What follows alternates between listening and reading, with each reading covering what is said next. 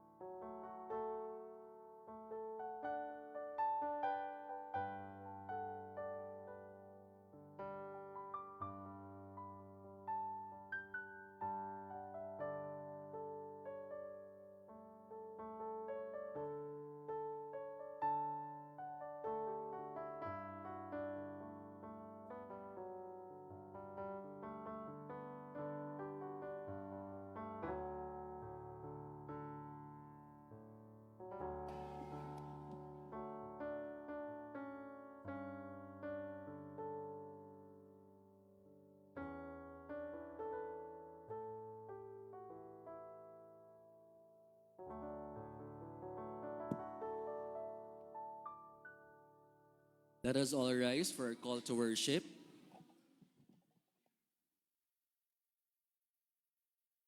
Napakaligaya at kahanga-hanga sa ating pangmasid, ang nagkakaisa at laging sama-sama na magkakapatid.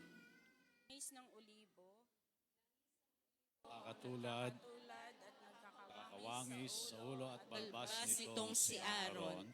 kapag ipinahid, umaagos ito't nababasa pati ang suot na damit. Katulad din ito'y hamog sa umaga, sa bundok ng Hermon, hamog na dumilig sa dakong maburol na bundok ng Zion.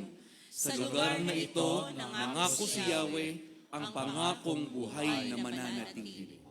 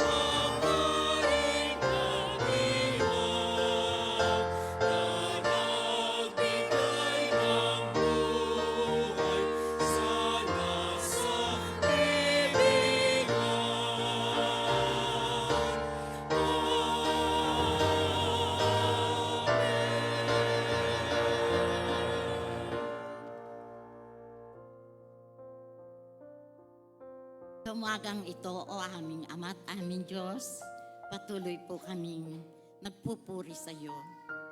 Pinupuri ka namin, sinasamba sa Espiritu at katotohanan.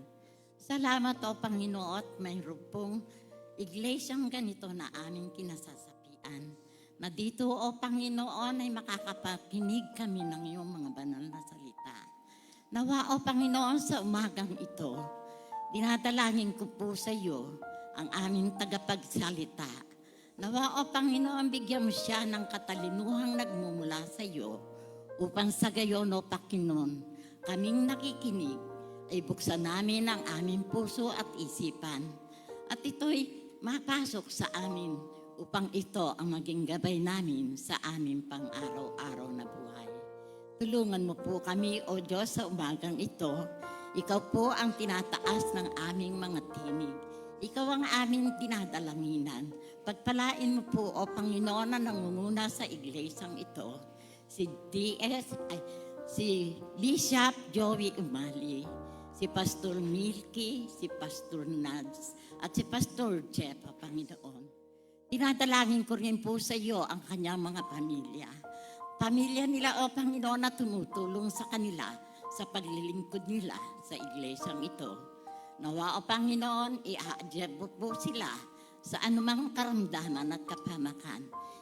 At ibibigay mo po sa kanila, O Panginoon, ang kanilang pangangailangan sa araw-araw. Tutulungan mo po kami at maging mapayapa po ang aming pananambahan sa iyo sa umagang ito. Ito po ang aming dalangin sa matamis na pangalan ni Jesus. Amen.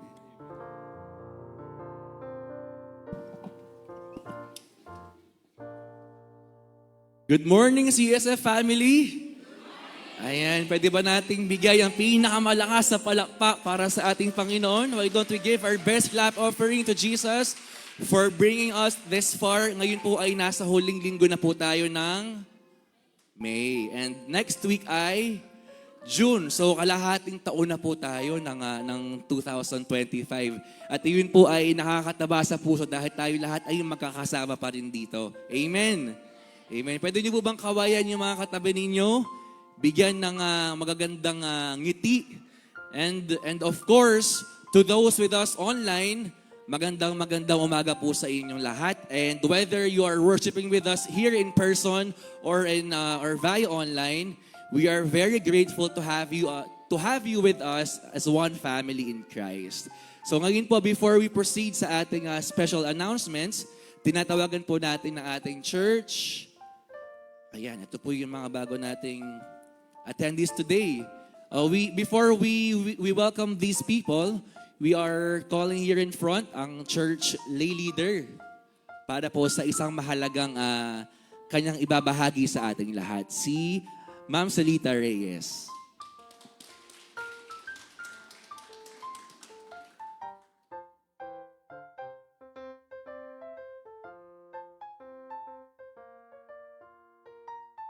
Kantahan muna nga natin ang happy birthday yung tumawag sa akin.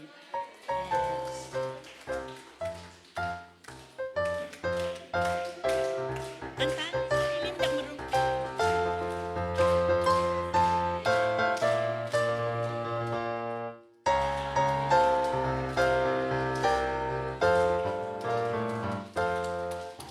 How young are you? How young are you? 31? 31, 13 years old. Okay, 31. Yan. Ano na po siya? Last na ng day sa calendar. Okay. So next year, wala ka na. Sige po, mapagpalang umaga po sa atin lahat. Mapagpalang umaga po sa atin lahat. Every time na tumatayo dito sa umpisa yung kundi si Pastor Jeff ay si Kuya Dek, pinapapalakpak kayo para sa Panginoon, di ba? Pero tandaan po natin, pag pumapalakpak tayo sa Panginoon, hindi ito ang level. Itaas po natin. Patingin niya po kung natutunan. Palakpakan po natin ang Panginoon. Yan.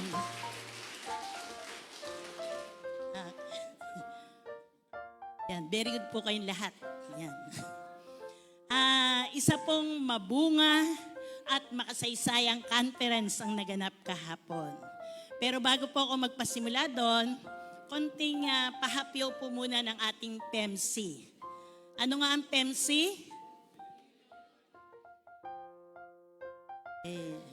Alam naman pala lahat, ano? Baka mamaya ay dumadalo tayo na hindi natin alam ang PEMC.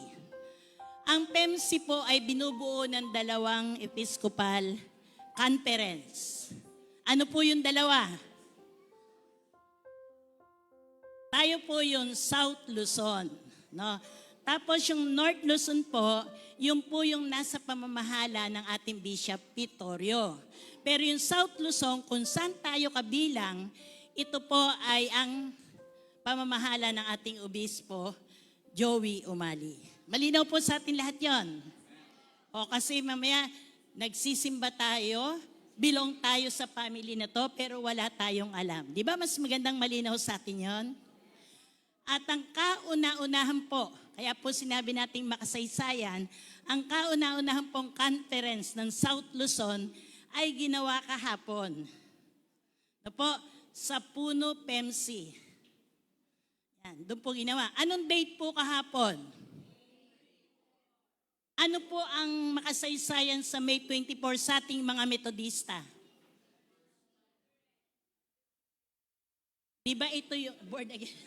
Okay, ito yung John Wesley's Aldersgate, no? Yung mga encounter na tinatawag. Ngayon, dahil po May 24 ito, 1738. Ayan, may trivia pa tayo ha. May 24, 1738. How many years na nakakaraan? Ngayon ay May 24, 2025. Bilang-bilang, yung mga estudyante ko dyan. Yung dalawang Reyes, Alas Espino, si Kian. Ay, wala yung mga estudyante ko, absent. Ilang years na po? Sumobra ka anak. 287. No, ganun na katagal. Pero dahil ito ay May 24, ginawa yung ating conference, ang ating pong naging team ay siyempre kailangan may kaugnayan sa kasaysayan ng ating pagiging Metodista. Ang title po nito o yung team natin ay Rekindling the Aldersgate Experience. Ang ganda po ng team, ano? Tugman-tugma sa date, tapos unang conference, di ba, totoong makasaysayan. Yan. Ito po ay siyempre ang pinangunahan po ng ating bishop, Bishop Joey Umali. Ang unang obispo ng South Luzon. Yan. Itatala po lahat yan ng historian, o yung mga historian natin dyan, no? And then, sabihin ko po sa inyo, talagang yung oras na maximize. Ang sistema ng unang conference ay maayos. Konting-konti lang po yung oras na nadagdag kasi dapat po mag-e-end kami ng 5:30.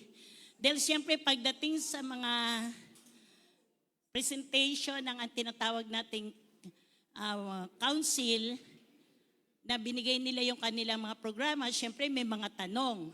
Yung po ang hindi natin pwedeng kontrolin, mga paglilinaw yon. So, konti lang po naging diferensya, mga ilang minuto. Ganun po kasistema at kaayos ang naging programa, ang ating conference. Ano po naging content nito? Ngayon po kasi binubuo na tayo ng 17 churches. Ano po? Pero ang sabi sa akin ng Sambales, sa kasamaan ko sa committee, may 2 pa sa Sambales, pero nakalista lang po ay 7. So magiging 9 pa sila. Yun. Ang deaconess po natin, 5. Kasama na, opo. Kasama na po dito, may kasama po tayo, kasi ang nakalagay lang po ay Bataan, Bulacan, Cavite, Quezon City, at saka Sambales. Pero po may Nuevesia, yung Haen. Yan. So, 17 churches po tayo. Pero kung madadagdag talaga yung sinasabi ng pastor sa Sambales na 2, magiging 19. Ganun po kabilis ang paglago. No? Pinapalakpakan po yon para sa Panginoon. Yan. And then, meron na po tayong 23 pastors at meron na rin po tayong 5 deaconess, Ang Bulacan ay wala pang deaconess. Sino po ang gusto mag-apply? Yan po, madali po tayo makaka-apply ng ano. Ang Bulacan wala pa. Pero 4 ang ating pastor. Yan. And then, dito rin po, bukod po doon sa, hindi po ba naganap ang ating launching sa Taytay, hindi po nakasama pa doon ang Sambales. Kaya po ngayon, kahapon, doon po sila tinanggap. Official. Opo. Nagsimula po sa 9, pero ngayon, just imagine, nasa na po tayo, 17 churches, going to 19, kasi may 2 pa. Ang clergy po natin ay 23 at yung pong deaconess ay 5. Then yung representative delegate po natin kahapon ay, na mga laiko ay 23 din. No? Ngayon po ay bukod po sa nagkaroon ng election, as usual may lay leader, mayroon pong treasurer, mayroon po tayong internal and external auditor, may secretary or statistician, meron din po tayong naging mga agencies na tinatawag. Dito po, binubuo po to una ng BOT. Ang kilala ko pong naging chairman ay si Judge Garong. Garong nga po ba? Judge Garong. And then, hulaan po nyo kung sino sa atin ang nakuhang chairman. Pinatatayo ko po ang chairman ng finance, Ate Gala. Pinapalakpakan po yon. Siya po ang chairman. Yan.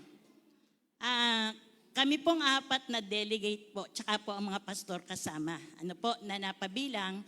Ako po ay napasama sa, kung meron po tayong boom sa Bulpak, na yung mga pastor ay kung saan pinaprocess, doon po ako nakasama. Ako po ang muse nila kasi nag-iisa akong babae. Puro pastor. And then, kung meron pong CWW or CDS, Commission on Deaconess Service, ang napabilang po doon ay si Ma'am Yoli. Yan. Tapos po, sa Council of Communication po, ang napabilang po ay si Pastor Jeff. Sa Christian Ministry, 2 po ang napabilang sa atin. Alam naman po nyo kung sino yung 2 to, talagang pang Christian Ministry. Si Pastor Nards at saka po si Ate Mariel. Ayan. Ayaw po silang maghiwalay. Talagang sila ay hahayo kahit dito sa Bulacan at kahit sa iba pang Yun po yung mga kaganapang kahapon at talagang madarama natin na dahil ito nga yung una at makasaysayan, naging mabunga naman po. Umaasa po ako na yung ganitong panimula ay hindi magtatapos dito, kundi magpapatuloy. Sipin niyo po, from 9, naging 17, at later on, magiging 19. At umaasa din po ako, may magdidikonis sa Bulacan. Yan po. Yung calling po ay wag niyong hadlangan. Di po ba? Muli po, palakpakan natin ang ating Panginoon. Sige po, maraming salamat. Thank you po, Ma'am Sel, for sharing your wonderful experience with us today. So moving forward with our announcements, we'd like to welcome first our new friends with us today. Ay, may hahabol pa pala. Okay, sige. Sige po, birthday ko naman po eh. Pasensya na po. Kasi kahit hindi namin kasama yung isa, ang Ate Gala ay talagang tumatawag dito sa Bulacan. Di ko alam kung nasa Bulacan yung tinatawagan niya. Si Ate Nika, where are you? Wala pa rin pala. Kahapon wala po siya. Pero talagang ang Panginoon, kapag kumilos, kahit wala sa conference at kahit wala ngayon, iparating po natin sa kanya na siya'y associate secretary. Thank you again, Ma'am Sel. Okay, so we'd like to welcome our new friends today. I believe they are friends of Bishop Joey Umali. Can we see the faces of Arman Cruz and Sheena? Pwede po bang tumayo? Ayan, sila po yung nasa likod natin. So we welcome you, here in Christian Solidarity Fellowship. Mag-enjoy po kayo at pag po nauuhaw kayo, may water po sa tabi ninyo. Okay, so thank you and welcome po sa ating simbahan. Okay, so si Brother Arman po ang nagdo-donate ng property doon sa Mekawayan.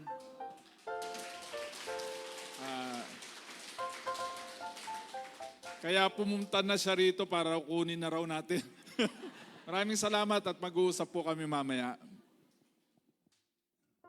okay, so thank you po sa blessings ng Lord. Okay, so next announcement is we have our church program planning that will be held on May 31. That is already next Saturday.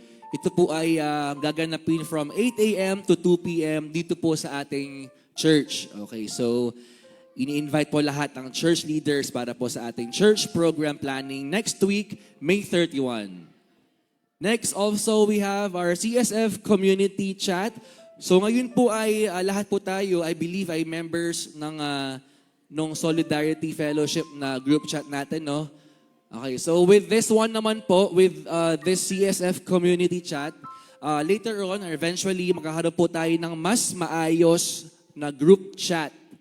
Okay, so mas maayos po ito para po mas napapababa natin lahat ng announcements, lahat po ng kailangan malaman ng per organization ng mas maayos.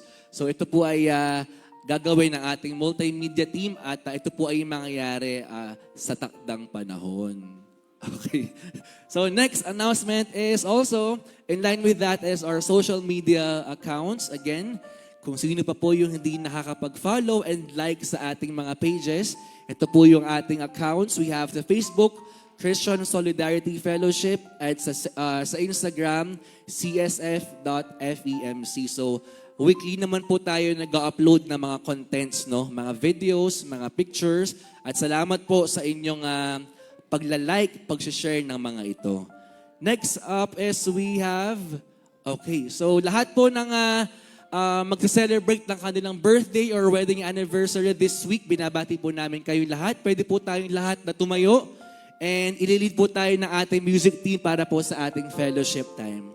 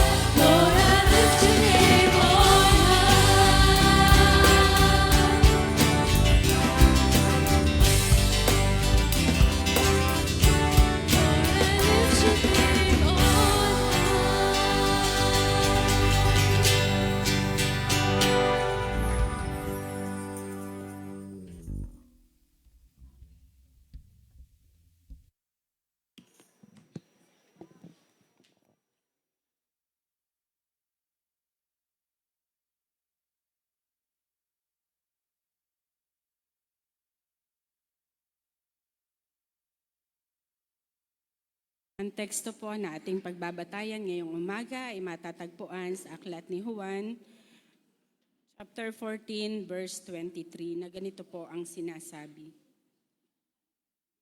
Sumagot si Jesus, "Ang umiibig sa akin ay tumutupad ng aking salita.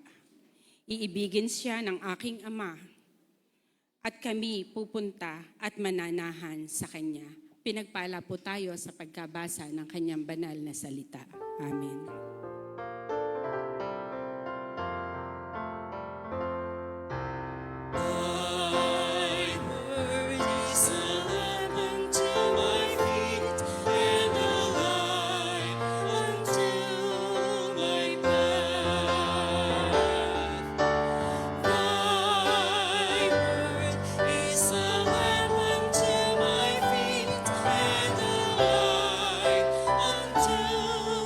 My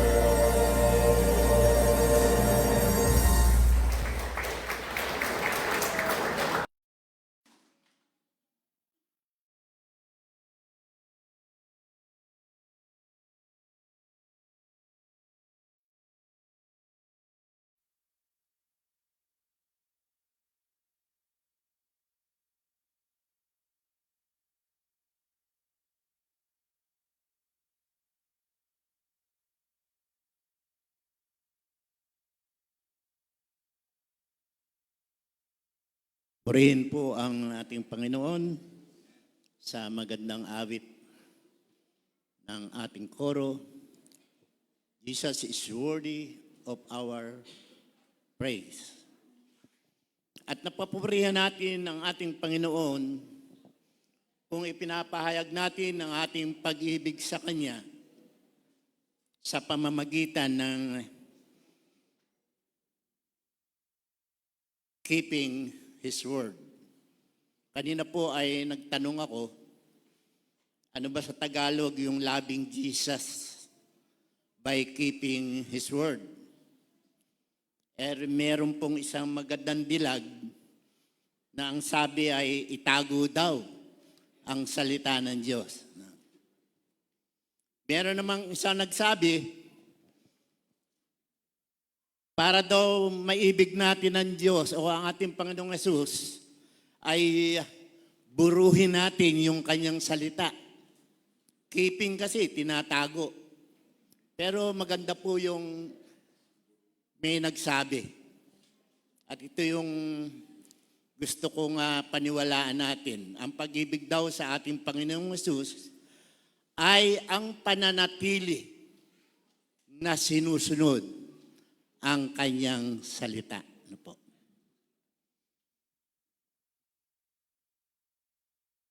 Kamusta po ang pag-ibig natin sa Diyos?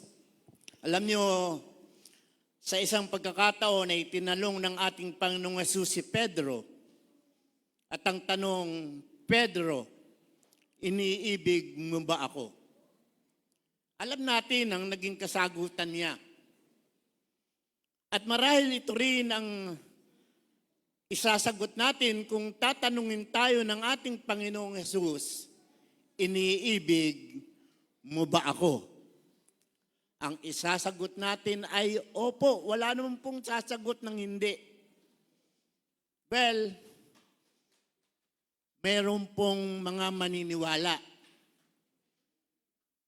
At mayroon din namang maghihinala.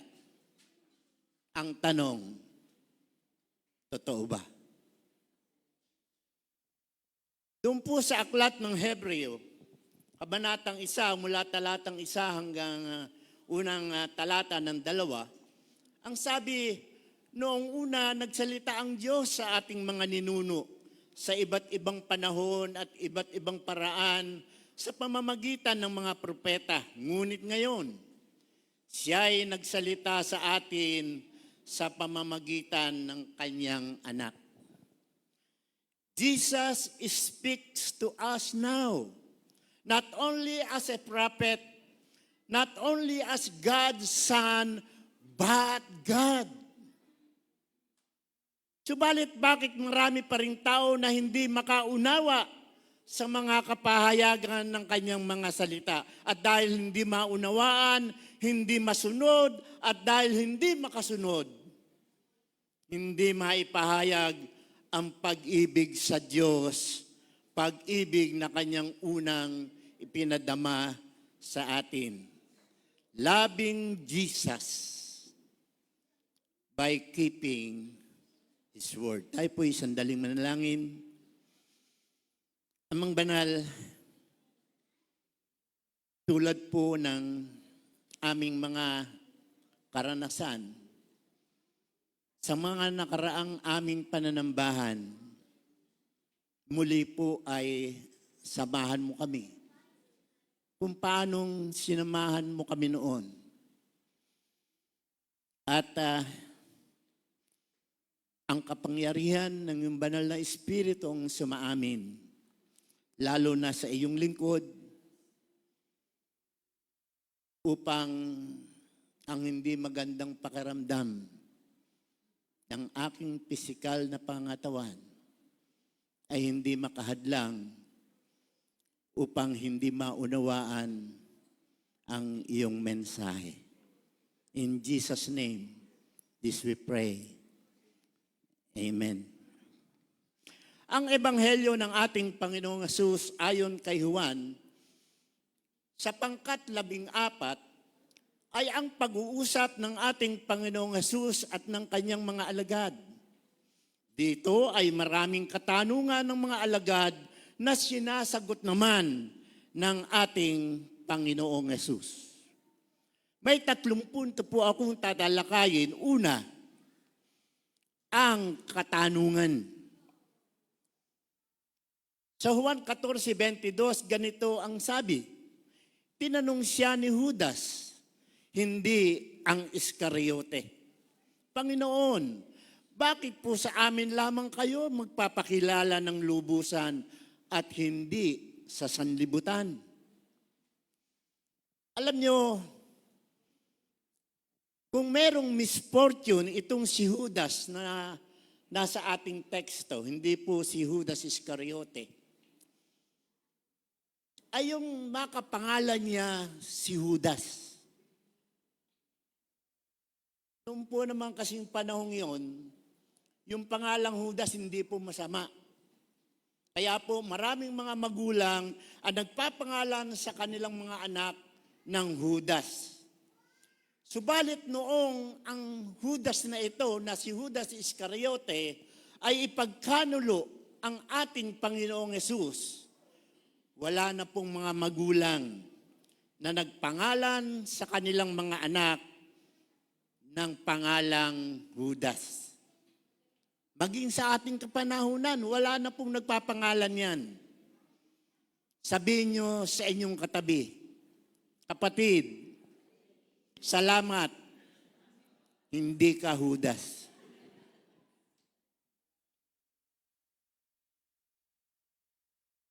Noong panahong iyon, marami ang nagkakamali sa pagkakilala sa ating Panginoong Yesus sa usapin ng kaligtasan.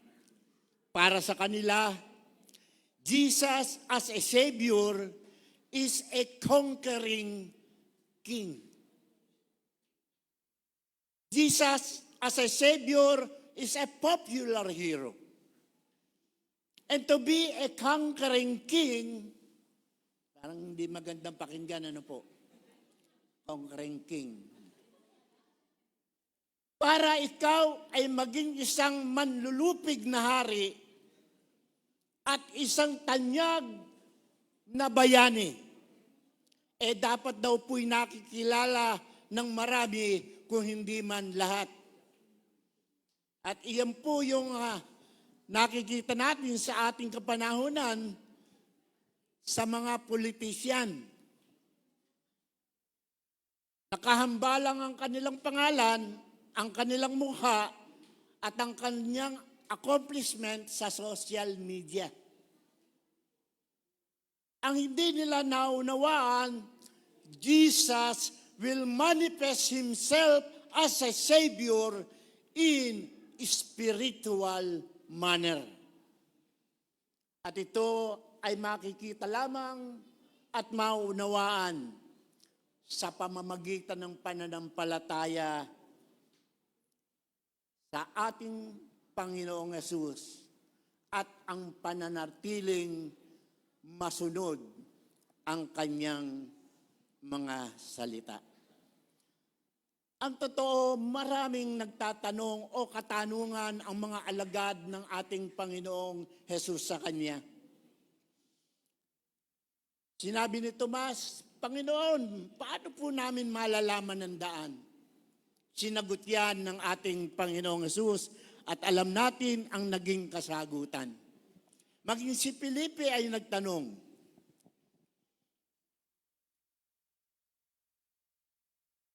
ang katanungan ni Judas sa ating text ay nagpapahayag ng kanyang hindi pagkaunawa sa ating Panginoong Yesus bilang Mesyas. Kamusta po ang ating mga katanungan?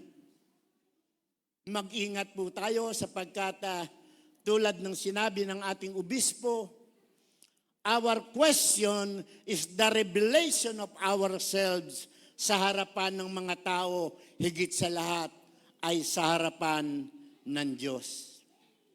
Ang totoo, sinasagot naman ng Diyos ang lahat ng ating mga katanungan.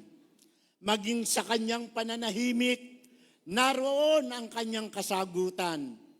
Ang tanong, nauunawaan po ba natin ang mga kasagutan ng Diyos sa ating mga katanungan. Diyan po papasok ang ating ikalawang punto, ang kasagutan. Sa Juan 14:23 na kung saan ay binasa ni Sister Mariel, sabi, sumagot si Jesus, ang umiibig sa akin ay tutupad ng aking salita. Iibigin siya ng aking Ama at kami isa sa Kanya at mananahan sa Kanya. Ang usapin po dito ay walang iba kundi pag-ibig. At hindi lamang basta pag-ibig, tunay na pag-ibig. Kung ang isang tao ay tunay na nagmamahal sa ating Panginoong Hesus, He will keep all of His teachings, not just isolated commandments. Ang problema, maraming tao na kung paano nagiging mapili kung sino ang kanyang iibigin. Gayon din ang pagpili niya sa mga kautusan ng Diyos na kanyang susundin. Kung sadyang nananahan ng Diyos sa puso ng isang tao, mapupuspos siya ng kanyang pag-ibig. Ipadarama niya ito sa pamamagitan ng pagsunod sa kalooban ng Diyos. God the Father loved those who are willing to obey His Son without question or reservation. Ang tanong, talaga po marami tayong tanong ngayon. Bakit nga ba hindi makasunod ang mga tao maging ang kanyang mga alagad? Ang sagot, mali ang kanilang pagkakilala kay Jesus bilang tagapagligtas. Pag-usapan natin si Pedro. Hindi po si Kuya Nelson. Noong darakpi ng ating Panginoong Hesus sa hardin ng Getsemani, inundayan ni Pedro ng kanyang tabak ang isang kawal. Tagpas ang tainga. Ngunit ano ang winika sa kanya ng ating Panginoong Hesus? Sa Mateo 26, 52, 53, ay ganito ang ating mababasa. Sabi ni Jesus, isalong mo ang iyong tabak. Ang gumagamit ng tabak ay sa tabak din mamamatay. Hindi mo ba alam na makahingi ako sa aking Ama ng higit pa sa 12 batalyon ng mga anghel at padadalhan niya ako agad? Alam niyo yung 12 batalyon, ang katumbas daw po nito ay 72,000 angels. Wow! May laban pa po ba tayo doon? Ang mga anghel na ito ang siyang lulupig, ang siyang pupuksa sa sino mang kaaway ng ating Panginoong Hesus. Subalit hindi niya ginawa. Bakit? Sapagkat ang banal na layunin ng Diyos sa pamamagitan ng ating Panginoong Hesus ay hindi ang manlupig, hindi ang pumuksa, hindi ang manakop ng kaharian sa pamamagitan ng dahas, kundi gapiin ang kasalanan tungo sa ikaliligtas ng sangkatauhan sa kaparusahan ng kasalanan. At ito ay walang iba kung hindi ang kamatayan. Upang pumaligtas tayo sa kaparusahan ng kasalanan at ito'y ang kamatayan, pagharian tayo ng kanyang pag-ibig sa ating mga buhay, sa ating mga puso. Sa ating kapanahunan, tulad ng aking nabanggit na, nangungusap ang ating Panginoong Hesus, hindi lamang bilang isang propeta, hindi lamang bilang anak ng Diyos, kundi bilang Diyos. Pakinggan at unawain natin ang kanyang mga salita. Sundin ang mga ito, kabahayagan ng ating pag-ibig sa Kanya. Well, ang tanong uli, madali bang sundin ang utos at katuruan ng ating Panginoong Hesus? Tulyapan natin yung Sermon on the Mount. Doon po ay maraming katuruan. Halimbawa, katuruan sa pagpatay, alam natin yan. Katuruan sa pakikiapid, at marami pang iba. Subalit, ang gusto ko pong tingnan natin ay yung katuruan sa pagpaparaya na natala sa Mateo 5, 38, 42. Ang sabi po, narinig niyong sinabi, mata sa mata at ngipin sa ngipin. Datapat sinasabi ko sa inyo, huwag kayong makilaban sa masamang tao, kundi sa sino mang sa iyo'y sumampal sa kanan mong pisngi. Iharap mo naman sa kanya ang kabila. At sa mag-ibig na ikaw ay pagsakdal, at kunin sa iyo ang iyong tunika, ay iwan mo rin naman sa kanya ang iyong balabal kahit ginawin ka pa. Di po ba, doktora? Kahit daw ginawin ka pa, ibigay mo ang iyong balabal. At sa sino mang pipilit na ikaw ay lumakad ng 1 milya, ay lumakad ka ng 2 milya na kasama niya. Bigyan mo ang sayo'y humihingi at huwag mong talikdan ang sayo'y nangungutang. Ngayon, madali bang sundin ang kautusan ng ating Panginoong Hesus? Aminin, mahirap po. Kung sisikapin natin sa ating mga sariling kaparaanan, di po natin ito magagawa. Subalit kung tayo paghaharian ng pag-ibig ng Diyos, kakayanin natin. Amen? Sabihin nyo sa inyong nasa kanan, kapatid, susundin ko na si Kristo. Sabihin nyo sa inyong nasa kaliwa, kapatid, praise the Lord, pautangin mo ako.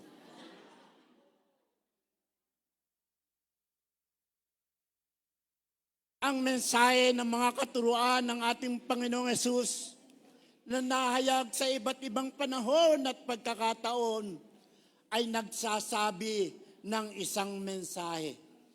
Ipahayag natin ang ating pag-ibig sa Diyos sa pamamagitan ng pagsunod sa Kanyang mga salita. Lungkot na lungkot ang Diyos sa tuwing nasusuway natin siya. Pero ang maganda, hindi po tayo sinukuan ng Diyos. Ano ang naging katugunan ng Diyos sa mga bagay na hindi natin masunod at magawa? Pag-uusapan natin ang pangatlo, ang katugunan. Sabi ng ating teksto, 1:14-26, ngunit ang patnubay, ang Espiritu Santo na susuguin ng Ama sa pangalan ko ang siyang magtuturo sa inyo ng lahat ng bagay at magpapaalala ng lahat ng sinasabi ko sa inyo. Sa ating kapanahunan, bilang mga mananampalataya, wala na pa tayong maidadahilan kung bakit hindi tayo makaunawa at makasunod sa mga ipinag-uutos ng Diyos. Sapagkat bilang mga mananampalataya, nanana sa atin ang banal na Espiritu. At ang banal na Espiritu na yan, ang tatak ng pagkahirang sa atin ng Diyos. Huwag nating pigatiin ang banal na Espiritu na nananahan sa atin. Bakit? Sapagkat siya ang ating karunungan. Upang tayo ay makaunawa, sapagkat siya ang ating kapangyarihan, upang tayo'y makasunod, sapagkat siya ang ating katuwang at patnubay, upang patuloy nating maipahayag ang ating pag-ibig sa Diyos.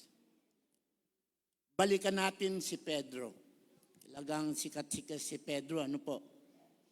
Noong mapagtanto ni Pedro ang kanyang ginawang pagtatatwa sa ating Panginoong Hesus, na mababasa natin sa Lucas 22:60-62, nakadama siya ng kapaitan ng kanyang buhay.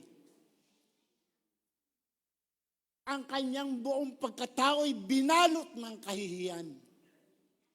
At kanyang nasabi, "How could I do that to my master?" Pero pagkaraan noon, nung muling mabuhay ang ating Panginoong Hesus, na hindi pa nila nalalaman, mababasa natin sa 1:21. Sabi ni Pedro sa kanyang mga kasamahan, "Mangingisda ako." Abay, ang sagot ng kanyang mga kasama, "Sasama kami."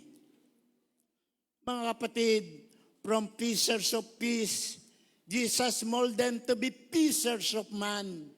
Subalit dahil sa kanilang kaisipan ay patay si Jesus. Nawala na sila ng sigla. Nawala na sila ng pag-asa. Bumalik sila sa dati nilang gawain. And it was another disappointment for Jesus. Ano ang naging katugunan ng ating Panginoong Hesus? Nagpakita ang ating Panginoong Hesus sa kanila at ipinaghanda sila ng agahan. At pagkaraan ng agahan, kinausap ng ating Panginoong Hesus si Pedro. Hindi pinagalitan, hindi sinumbatan, hindi binatukan. Hindi sinabi ng ating Panginoong Hesus, "I am very disappointed to you, Peter." Jesus didn't confront Peter to compound his guilt. Magiliw niyang tinanong, si Pedro, "Iniibig mo ba ako?" Ito rin ang tinatanong sa bawat isa sa atin matapos tayong makapag-isip, matapos tayong makapagsalita, matapos tayong makagawa ng mga bagay na nagdudulot ng disappointment sa ating Panginoon. Tinatanong niyo tayo ng magiliw, "Iniibig mo ba ako?" Kung ang sagot natin ay malutong na yes, kasing lutong ng chicharon, "Yes, I love you, Jesus." Jesus is telling us now, "Feed my lamb, tend my sheep, join my mission, enlarge your territory, share my gospel for the expansion of my kingdom, become leader of leaders, walk your calling." To summarize, we should do the Great Commission. We should obey the Great Commandment.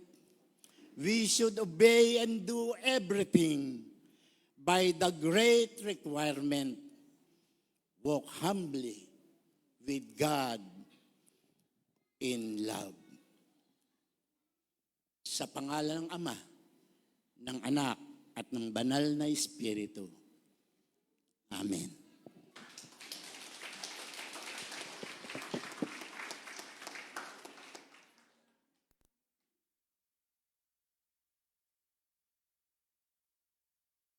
Purihin po ang Panginoon sa napakamayaman at mahamong mensahe na ating tinanggap at pinagsalusaluhan sa ating pagsamba sa umagang ito. At magpapatuloy po tayo sa ating pagsamba sa Panginoon sa pamamagitan ng ating mga kaloob tayo po ay magsitayo, hawakan natin ang ating mga kaloob at ating pong ilapit sa pamamagitan ng panalangin. Dakilang Diyos, aming amang makapangyarihan, aming amang mairugin, aming amang mapagkaloob, ikaw ang pinanggagalingan ng lahat ng mabubuting bagay. At sa aming pagsamba ngayon, Panginoon, matapos kaming tumanggap ng pagpapalang espiritual, narito kami, magpapatuloy kami sa aming pagsamba sa iyo sa pamamagitan ng mga handog na ito. Hawak-hawak ng aming mga kamay, ang aming dalangin, Panginoon, gaano man ito kalaki, kaliit, Panginoon, paging dapatin mo para sa iyong kaharian, Panginoon. Gamitin mo ang mga kaloob na ito at pagpalain mo ang mga kamay, ang mga kaluluwa na maghahandog, Panginoon, para sa paglago ng iyong kaharian sa bahaging ito ng iyong sanlibutan, Panginoon. At ang kami, yung mga anak, patuloy mong pagpalain, mga hanap buhay, mga negosyo, ang mga daluyan ng mga pagpapala na pinanggagalingan nito, Panginoon. Patuloy mong i-bless at maging mapagpasalamat kami, Panginoon, sa iyong kabutihan sa aming mga buhay. Sa pangalan ni Jesus. Amen. Amen.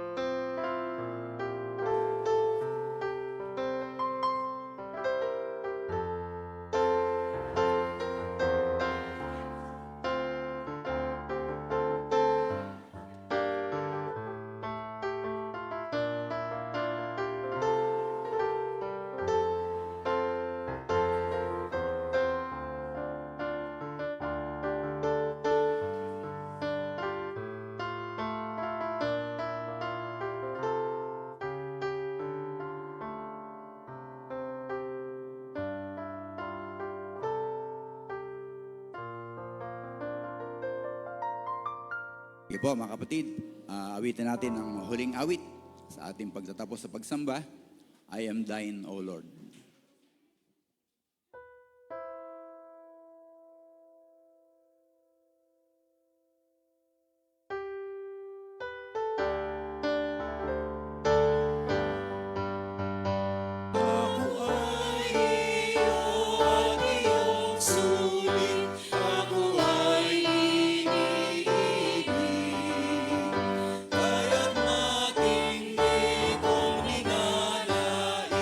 Mas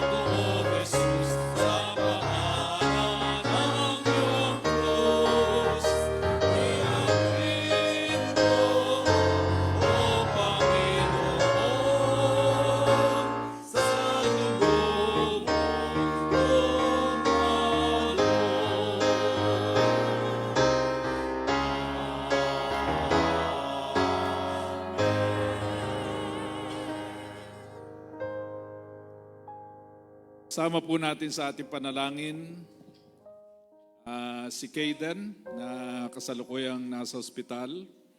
Kaya't wala rito si Pastor Jeff at si Ate Patricia.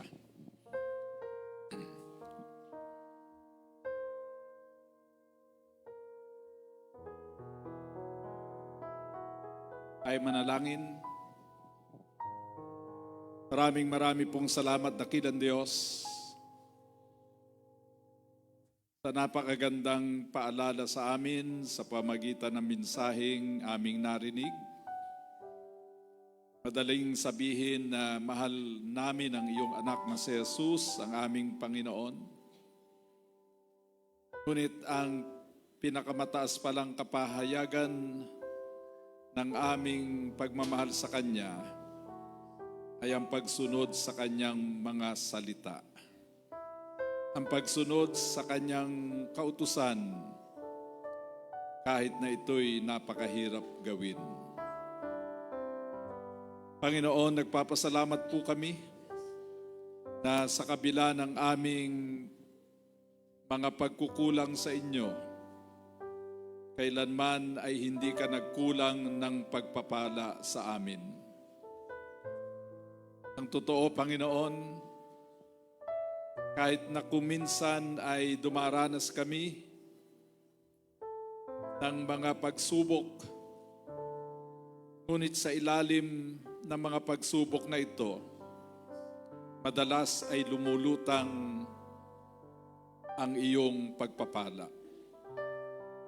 It is during crisis moments that we can experience your mighty power, your love for us. Panginoon, amin pong inilalapit sa inyo ang aming mga kapatid na maaaring dumaraan sa mabibigat na pagsubok na katulad ng karamdaman at mabibigat na pangailangang pinansyal.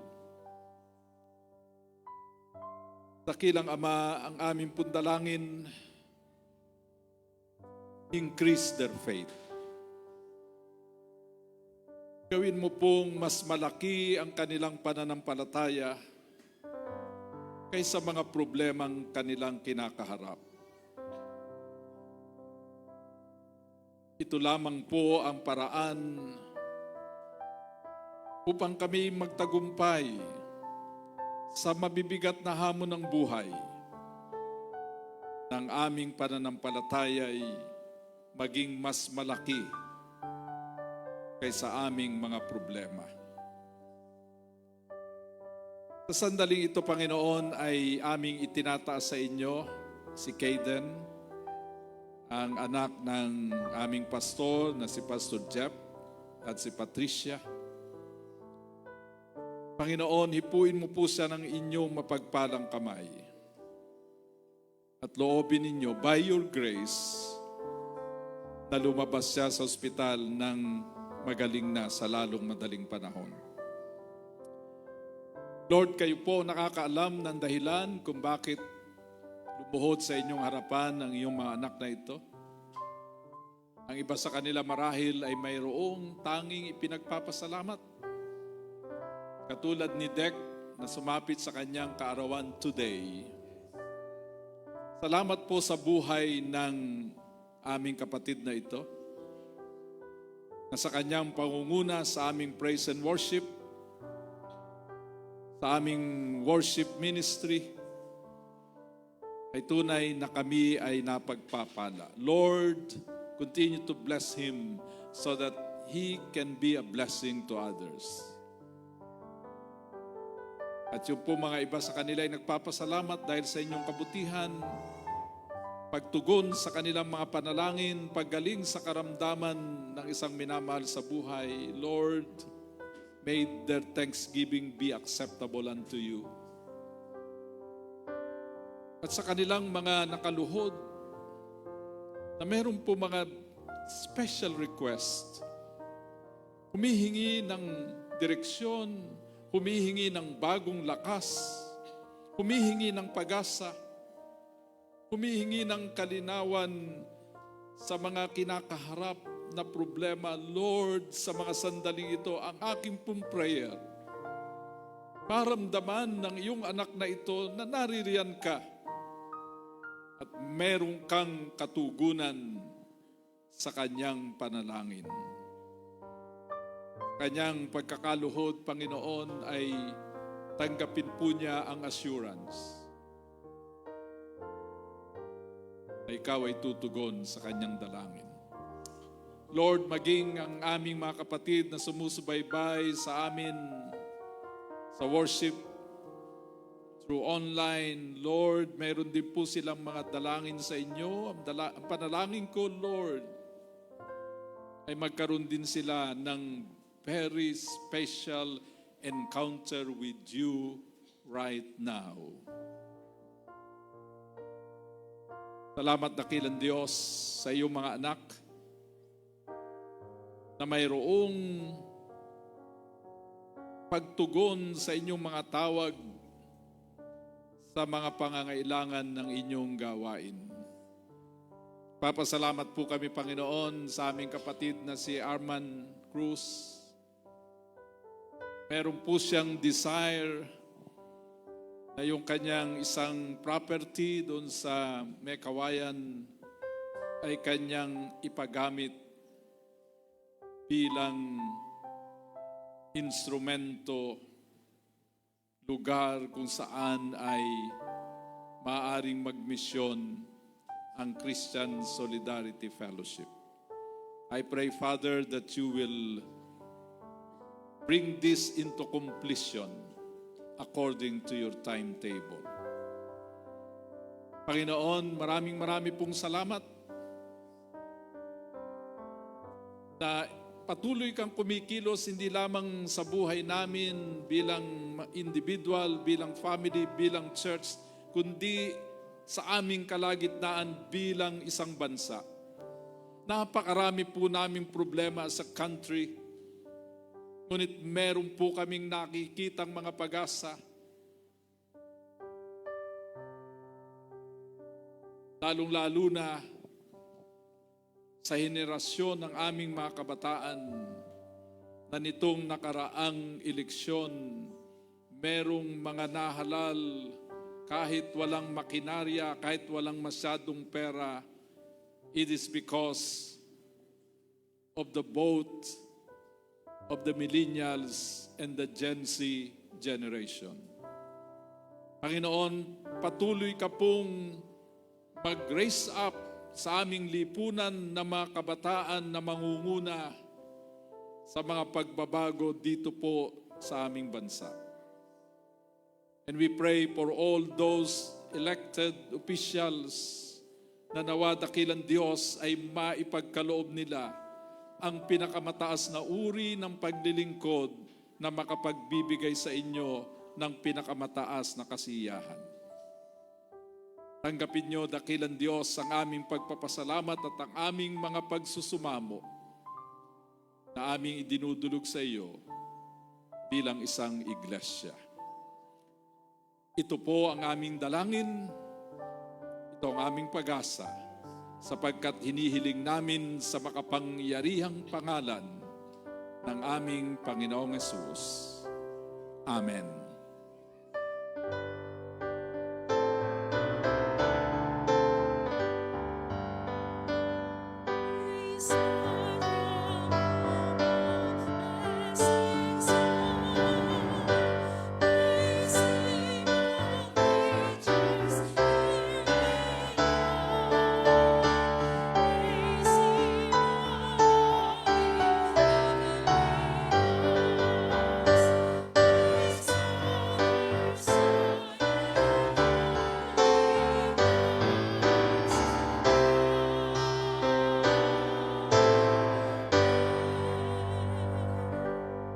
Minamahal na mga kapatid, tanggapin ninyo ang masaganang pagpapala ng ating Amang nasa langit, ang pag-ibig at pagliligtas ng ating Panginoong Jesucristo, at ang kasit pakikipisa ng banal na Espiritu sumainyong lahat sa inyong paghayo upang ibalita ang magandang balita ng kaligtasan mula sa ating Panginoong Hesus.